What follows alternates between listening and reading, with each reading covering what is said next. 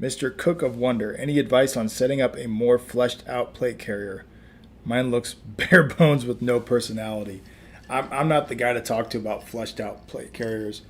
Um, in fact, this one we were just talking about here, I'll, as far as patches go, I'm not a big patch guy. You know, this coming from a guy who sells patches.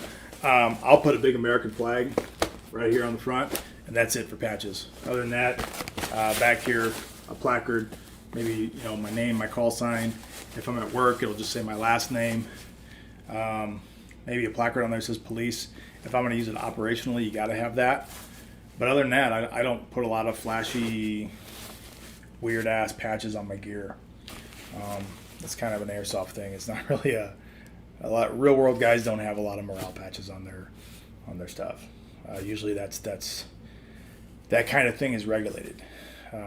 Your SOPs and your commands say, hey, you can't have all that silly, crap, all those silly patches on your gear. My team, real world team, you can have some morale patches. They kind of turn a blind eye to it, but it can't be anything. If it were overly offensive, you get called out on it, you get in trouble, and then nobody could have anything. So for the most part, everybody just keeps it pretty vanilla, pretty much, American flags, and that's about it. As far as fleshing out the plate carrier, I think a slim design is better than kind of a overbuilt design. You don't want to put, like a lot of people do, that stack of 6 M4 mags right in front. I mean, I used to do it all the time, but that's so much stuff. Then you end up going prone, and you're almost like a little teeter-totter, tipping back and forth on those magazines. It's also a pain in the ass if you got to go through a tight spot. It can be a pain in the ass getting in and out of vehicles. I find you're better off just going the single stack like that. And as far as putting stuff in front, sometimes people put pistol mags in there. I like little pistol mag pouches in front. I like the HSGI Kangaroo, the panel. And I'll go grab it. So this is my plate carrier, my current game plate carrier. I think I've featured this one quite a bit on the channel. Just a Banshee.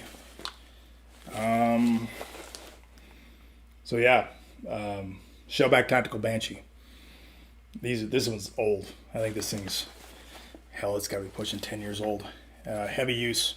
But as you can see here, HSGI Kangaroo pouches. Kangaroos are all empty right now. The pistol pouches are empty.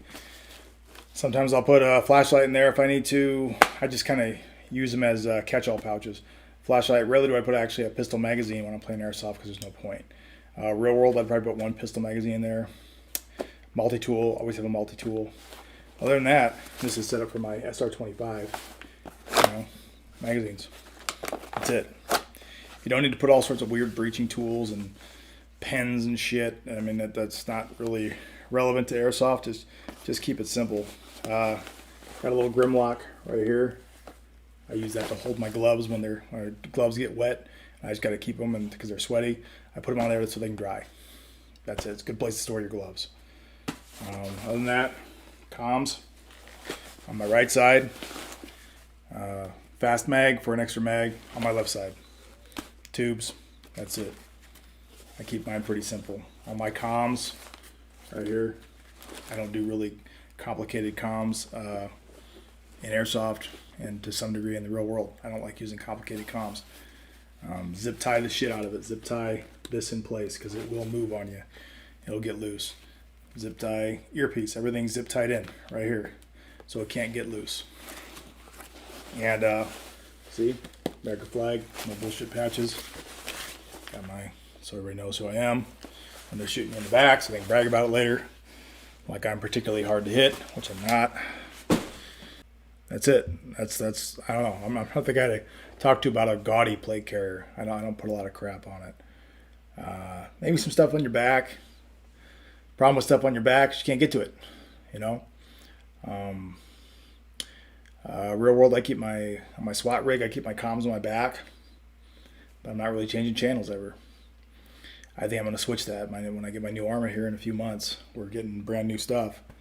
I'm probably going to put my comms right up here. So I'm just tired of messing with it on my back. Just stuff on your back. It's also a pain in the ass when you get in a car. Anytime you have stuff on your back, it's kind of hard to get to. So it's kind of nice if you got like maybe extra medical equipment's nice putting back there, so you can have somebody else grab it for you if you got to work on somebody. But there's not a lot of good stuff you can put on your back that you can have access to. It's usually going to be stuff that, you know, your coworkers can have access to. Quick channel announcement. If you like my videos, if you like my content, please like and subscribe, or better yet, support my channel by buying some merchandise. Go to unsavorytees.com, go to Unsavory Army. You'll see a Gunfather Milsim store link there. Go there and look at all the stuff we're selling. Selling patches. I've been selling these for a long time. Also, selling Gunfather 1-point bungee slings. They come in lots of colors. These are obviously red and blue. Also, now we are selling Gunfather Milsim t-shirts. They look like the one I'm wearing right here. Got American flag on the shoulder. Got my logo on the back. Please like, subscribe, and everything else. And thanks for watching.